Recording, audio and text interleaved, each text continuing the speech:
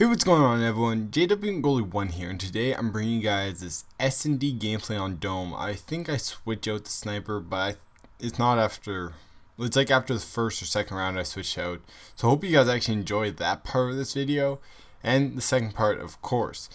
Because this is a pretty decent gameplay if I do say so myself. Getting that two people, I'm pretty sure. Yeah, two people are at the start, off the start of a game.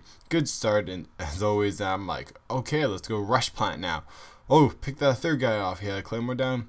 Then you gotta always destroy those. Save your teammate. Like, how I can almost guarantee you guys a dumb teammate will run right past that and get killed by that claymore if you do not destroy it. So basically what I'm doing here, seeing as there's no teammates around me, I really just want to play some defensive game. But then eventually I do get a teammate and I'm like, okay, good, let's start planting. And you guys may be wondering, oh goalie, why are you planting up here?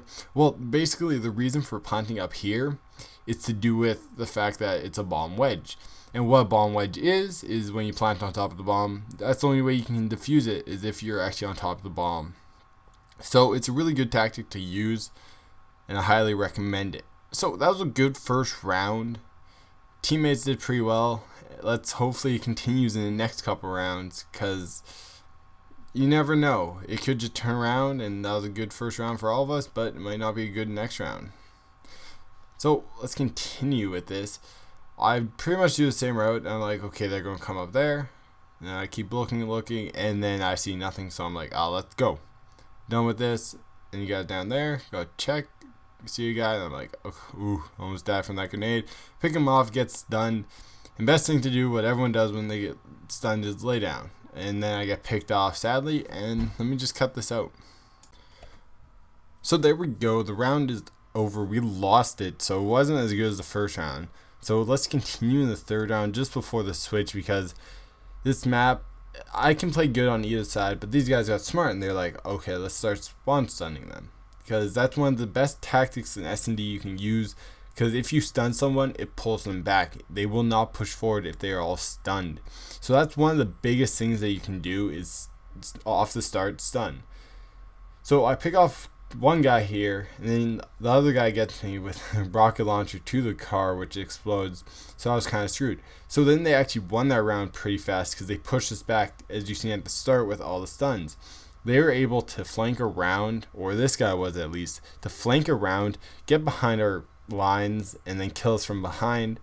So even if that guy with the rocket launcher didn't kill me, that guy was probably going to come up and kill me. So I'm like, okay, well they're actually kind of smart. Let's switch out to the MP7, a good gun, because hopefully they won't be able to beat me if I have a better gun and I'm in a better situation. And as you guys seen, we did the same thing as them. We stunned them.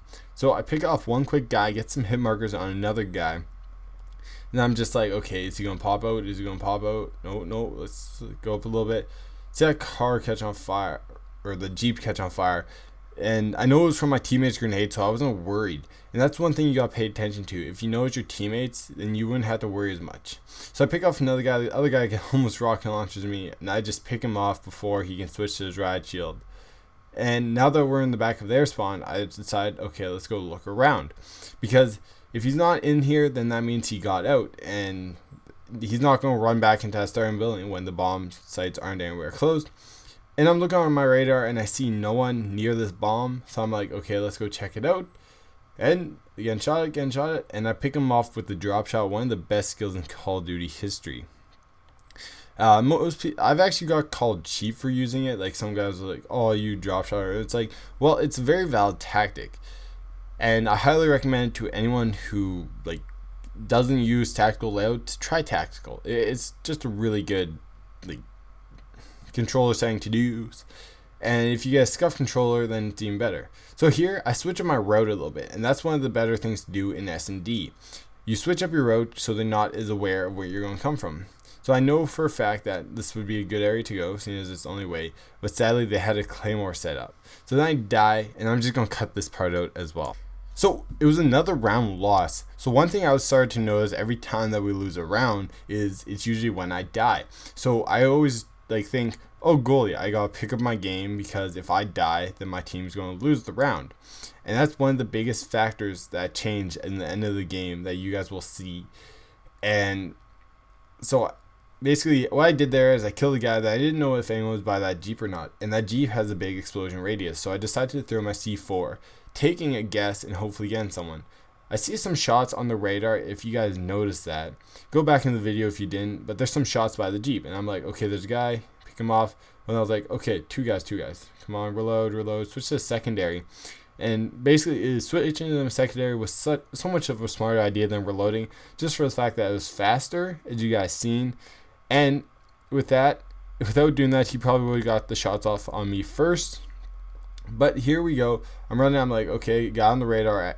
I seen him. I got him. So I'm pretty sure no one else is left. I'm pretty sure I checked my score. I think this was recording in theater mode, but I checked my score to make sure that no one was left, and I was correct. So going into the third round, I know that if I die, my team's probably going to lose, but if I live, then we're more than likely going to win. So it's overtime. It's down to the punch. If we don't win this, if I don't get enough kills, we're more than likely going to lose. So I decided to go with a more common route, a little bit different than I did before, just for the simple fact that I was really hoping that this route would work as well as other ones have.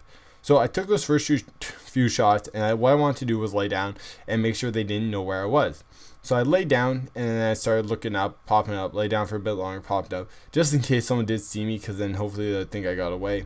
There, I threw a stun at the bomb site, because it's always a good idea to check the bomb site with a stun just to make sure no one's planting or no one's near there. Because if you stun the bomb and someone's there, there's usually a good chance they're planting. So right here, I die, and I'm scared. I'm like, God damn, we're going to lose. There's no way this guy's going to win, because if I didn't skip out an earlier time, you guys would have seen that this sniper isn't that good, and it's just a bad situation altogether. So I'm pretty sure it's like a 1v1. Oh, now it's a 1v1 situation, because their guy got knifed by this guy, and then our other guy died from that claymore. Which is one thing, is if someone puts down a claymore in one place and you get killed by it in one round, be prepared for that to be back there. So this guy gets a nice 2-piece to end the game. He actually did pretty well and saved us. So I was really happy that this guy ended up pulling it out and getting us the W, because this was a really good game and I really didn't want to lose it. So I hope you guys enjoyed the style of how I did this commentary. I actually finally talked about the gameplay for once, something I don't usually do. But my computer rendering thing just seems like it's been working really well and going perfectly frame by frame without lagging, so I could actually talk to you guys about it. So I hope you guys enjoyed this. If not, tell me in the comment section below. But if you did, tell me if you guys want me to do it again. See you guys later. Bye.